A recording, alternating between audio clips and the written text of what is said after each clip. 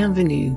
Hello and welcome. Welcome to City Breaks Paris, episode 2, the first proper episode of the series, and where better to start our tour of lovely Paris than right in the heart of the city, the oldest part of the city on the two islands, the Île de la Cité and the Île St Louis.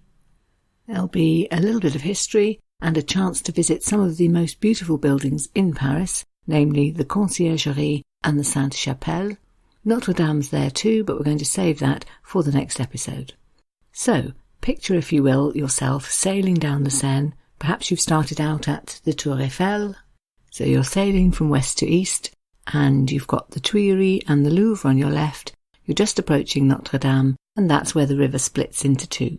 Both halves wend their way round to the back of the cathedral, and that is the Île de la Cité that you are sailing round. If you decide to reach it by foot, you probably arrive via the Pont Neuf, the new bridge, as it's called in English, Paris's oldest bridge. You could sail round the back of Notre Dame and come back, or you could carry on past Notre Dame to a second little island, the one known as Île St Louis, reached, of course, on foot by the Pont St Louis, the St Louis Bridge.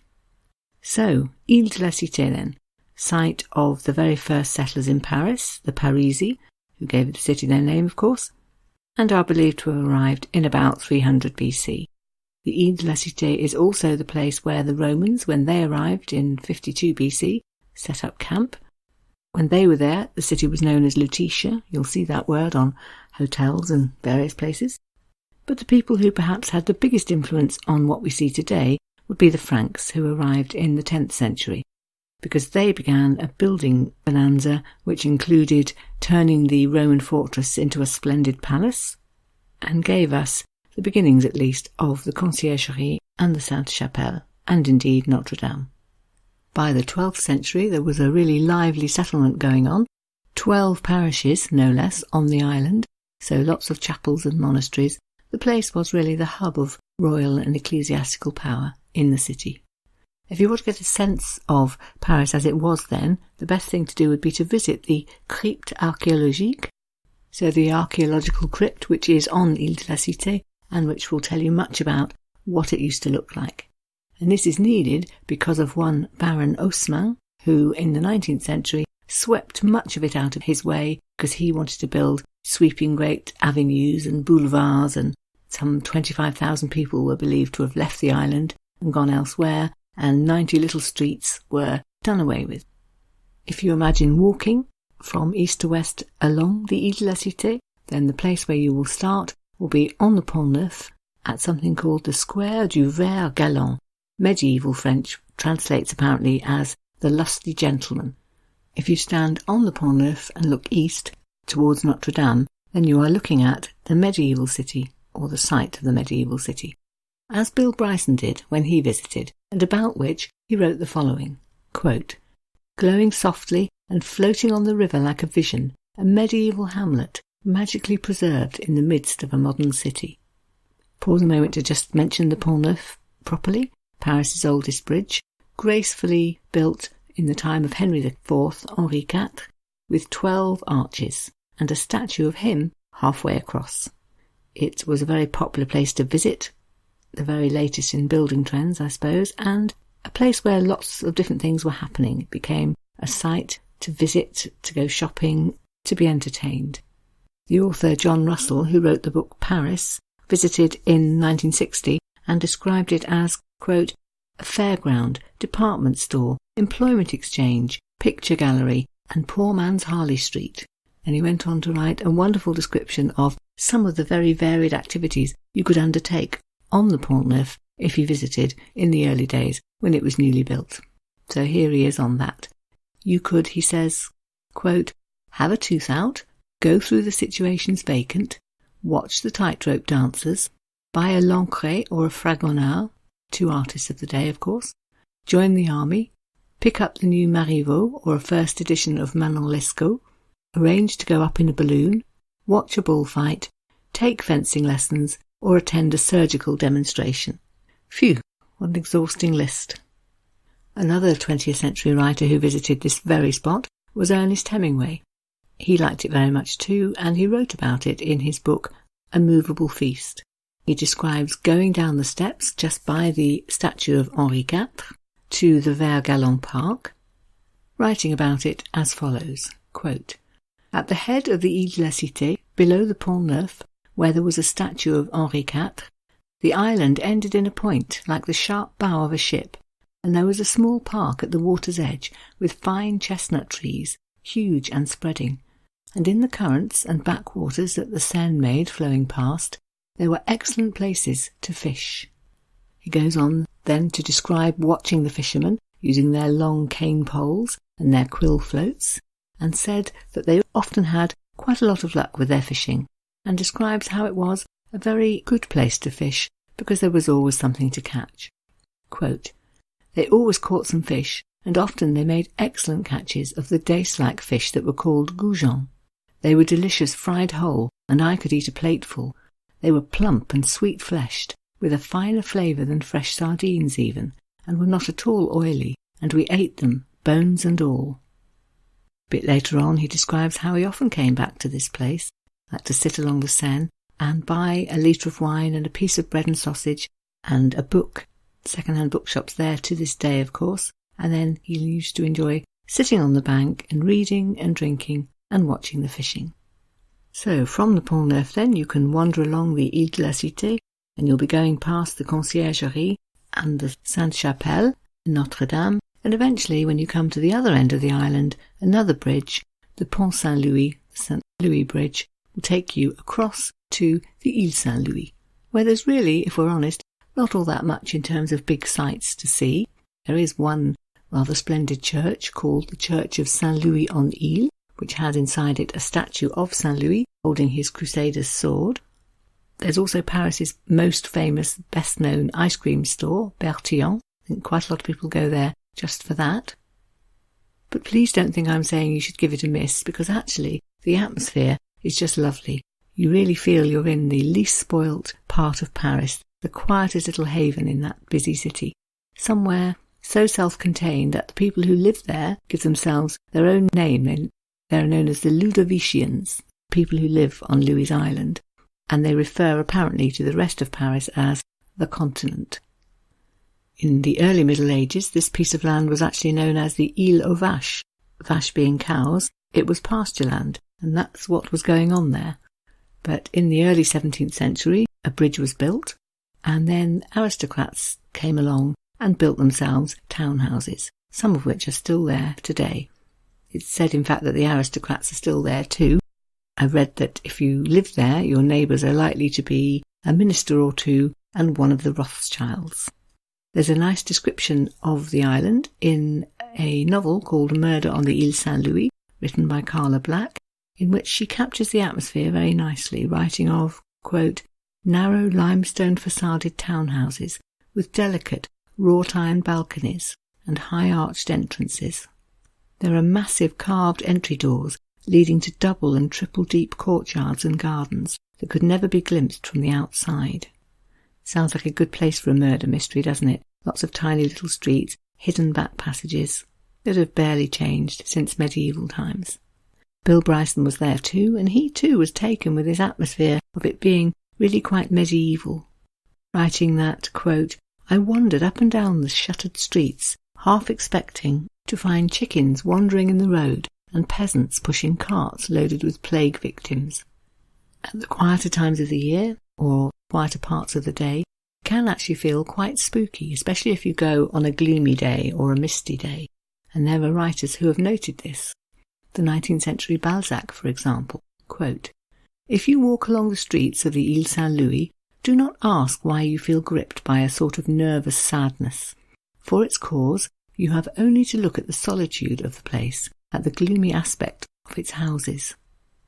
And another travel writer, Cyril Connolly, writing in the mid-20th century, pointed out the analogy of it being a little bit like a ship, and wrote, quote, the Île St Louis strains at her moorings, the river eddies round the stone prow, where tall poplars stand like masts, and mist rises about the decaying houses, which 17th century nobles raised on their meadows.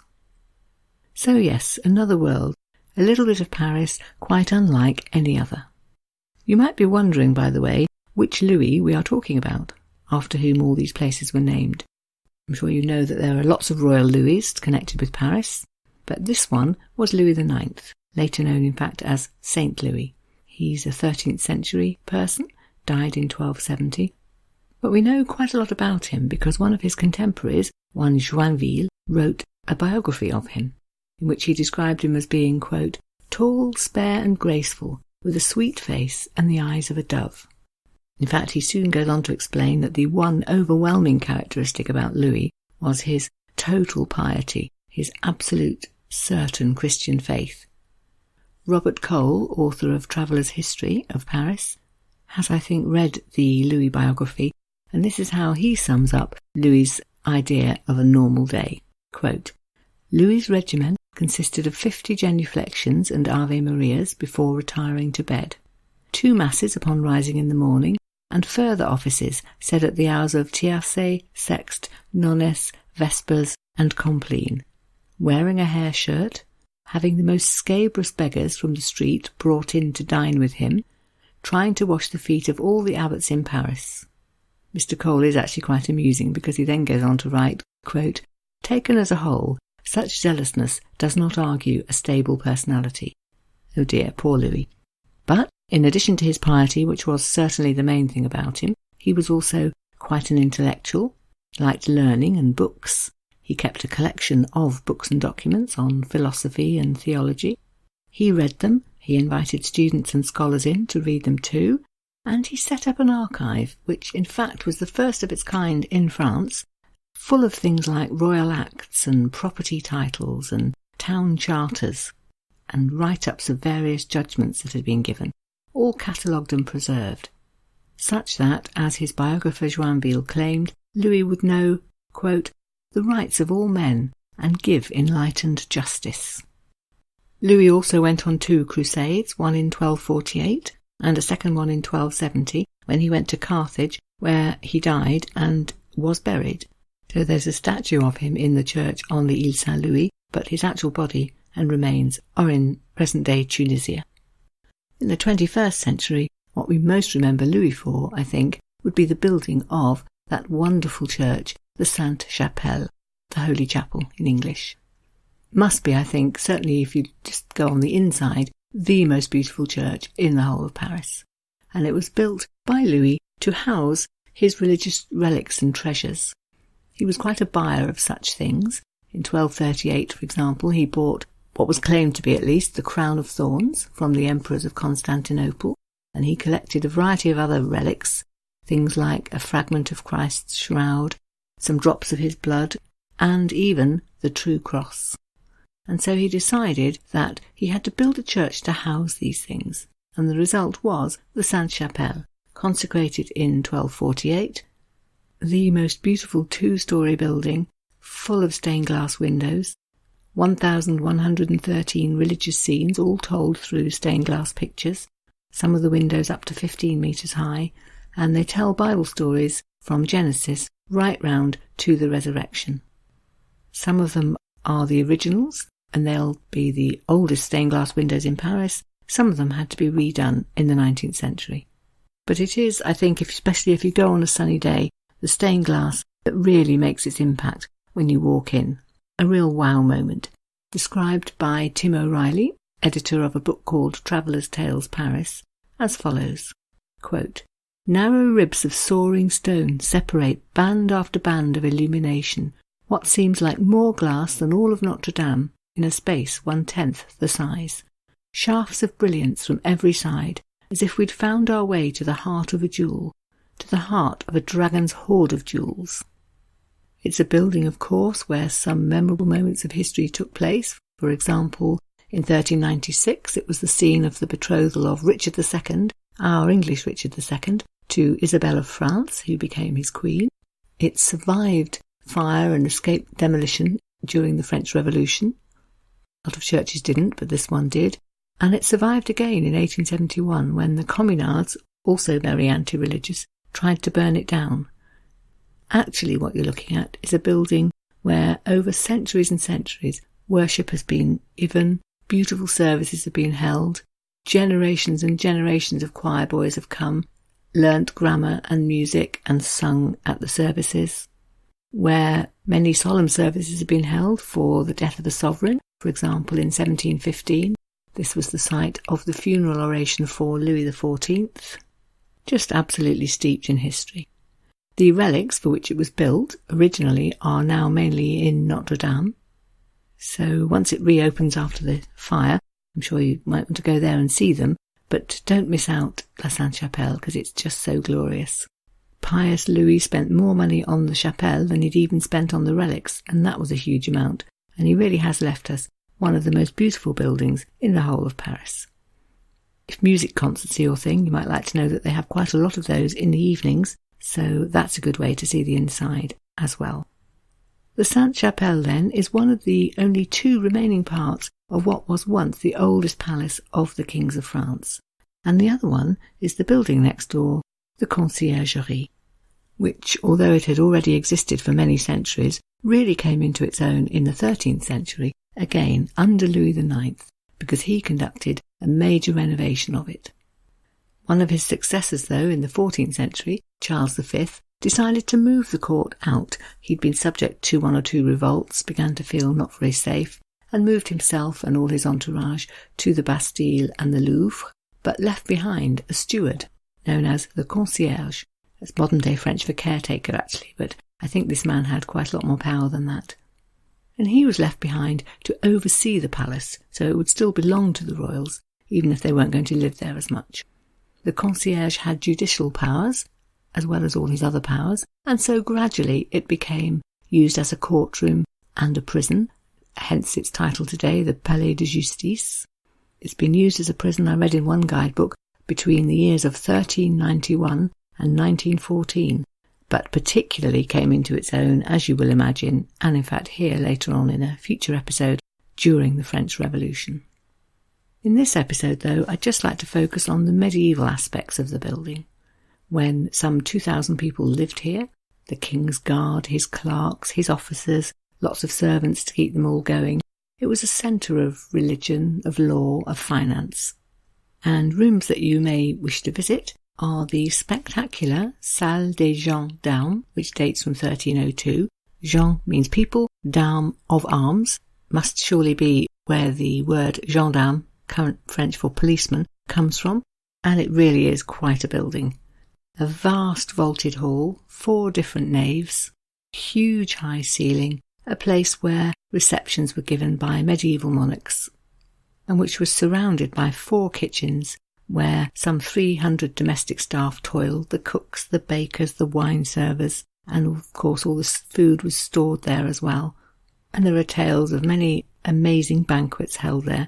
For example, then, in January 1378, the king at the time, King Charles V, had his uncle visiting, the emperor being one Emperor Charles of Luxembourg, and so an 800-place banquet was held in his honour. There's also a room known as the Salle des Gardes, or the guard room, which was the antechamber to the Grande Chambre. The Grande Chambre was upstairs. It's disappeared over time, but it was the place where Parliament sat, and so the Salle des Gardes down below was full of people keeping an eye on things. I'm afraid there's also a torture chamber in a part of the building called the Tour Bonbec, and there's a Tour d'Argent as well, which in English would be Silver Tower, and that was the building where all the royal treasures were stored. So, visiting the Conciergerie then, you really can get a sense of the wonders that were built in medieval times in Paris. Just to finish off the episode, I would like to retell briefly the story of perhaps the best known love story from Paris over any century, and that would be the story of Héloise and Abelard. It's very fitting to tell it here, because they were real Parisians who lived right here on the Île de la Cité, and whose famous love story has been retold ever since down the centuries. Okay, so Héloise was the daughter of a canon who worked at Notre Dame, and Abelard was a philosopher. He worked in the city of Paris, and he was employed by Héloise's uncle because he wanted her to have a tutor. They fell in love.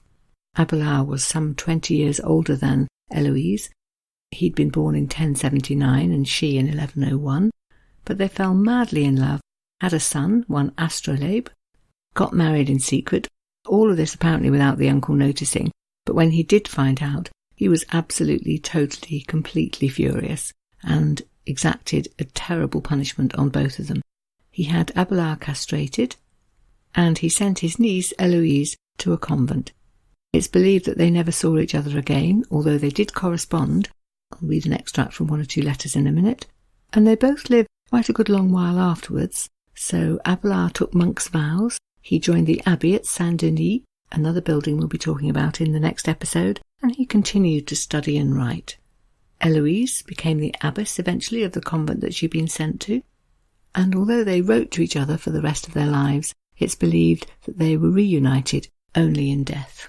I'm not sure where they were buried originally, but I do know that in 1817 their remains were disinterred and the two of them were buried together in what became eventually Paris's best-known cemetery, the cemetery Père Lachaise, where you can visit today and see their tomb.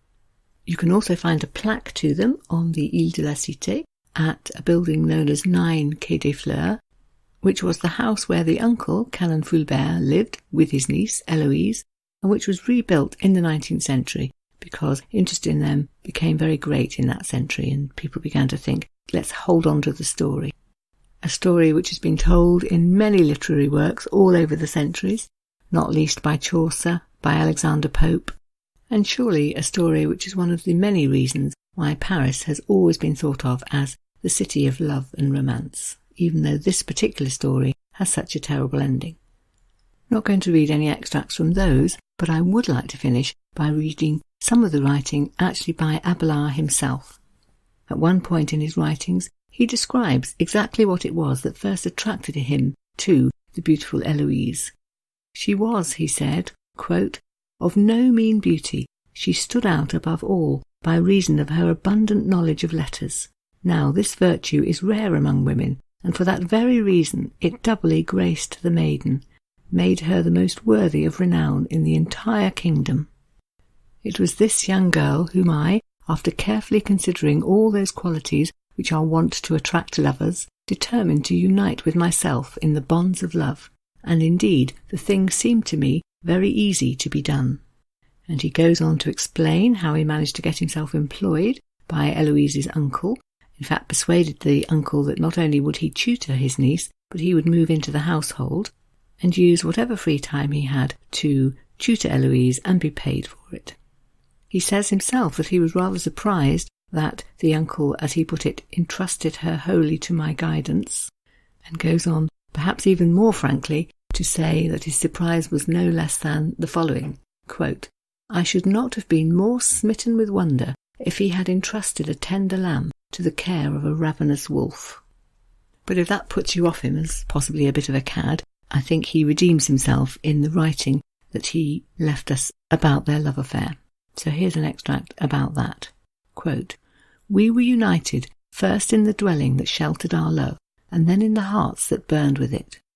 Under the pretext of study, we spent our hours in the happiness of love, and learning held out to us the secret opportunities that our passion craved. Our speech was more of love than of books, which lay open before us. Our kisses far outnumbered our reasoned words. Our hands sought less the book than each other's bosoms. Love drew our eyes together far more than the lesson drew them to the pages of our text.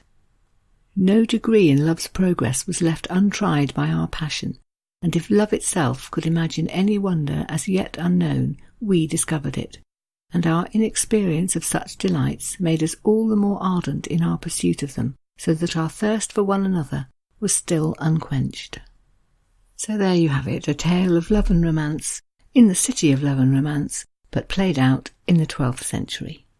Okay, so that more or less wraps it up for today's episode. In the next episode, I'm going to stay in medieval times and take a visit to 2 cathedrals in the city of Paris, the world-famous Notre Dame, here on the Île de la Cité where we spent the current episode, and the lesser-known Basilique de Saint-Denis, up on the northern outskirts of the city, a place which has become the burial place of almost all the kings and queens of France, and which is perhaps not as visited as it should be. Perhaps that's changing a little in current times when you can't go to Notre Dame. I'm hoping to inspire you perhaps to take the metro up to the north towards the Stade de France and stop off and see the Basilique Saint-Denis as well. So, all of that to come next week. For the moment, I would just like to thank you very much for listening. Merci. To hope very much that perhaps you will join me next week. À la semaine prochaine. And to wish you goodbye, in French of course. Au revoir.